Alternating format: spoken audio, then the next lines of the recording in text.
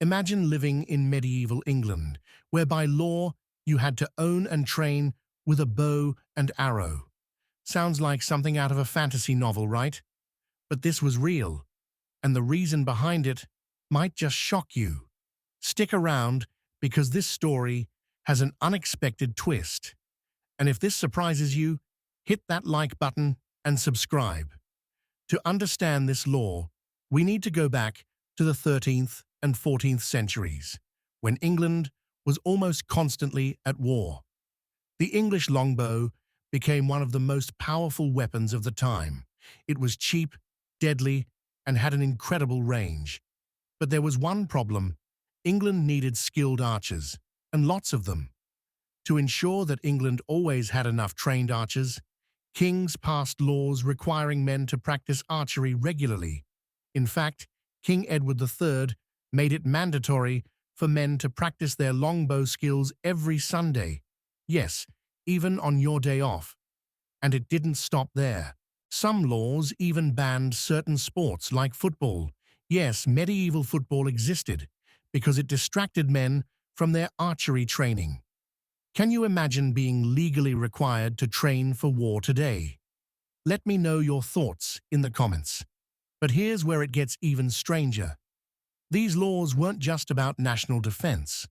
Some historians believe they also helped control the population. By making archery practice mandatory, the government ensured that commoners were always prepared for military service. It kept the working class strong, disciplined, and ready for battle at any moment. And if you thought this law faded away centuries ago, think again. Believe it or not, there are still old laws on the books in England that technically require men to own a longbow. So, how does this law compare to today's world? Are there modern equivalents? While most of these laws are no longer enforced, they reflect a time when citizens were expected to be active defenders of their homeland. Today, some countries still have mandatory military service, like South Korea, Switzerland, and Israel. And for those wondering, yes, there are still medieval reenactment groups and archery enthusiasts who keep this tradition alive. Some towns even hold traditional archery contests in honor of their longbow-wielding ancestors.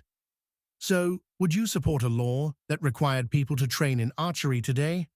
Or is this an outdated idea? Let's debate in the comments. So, there you have it.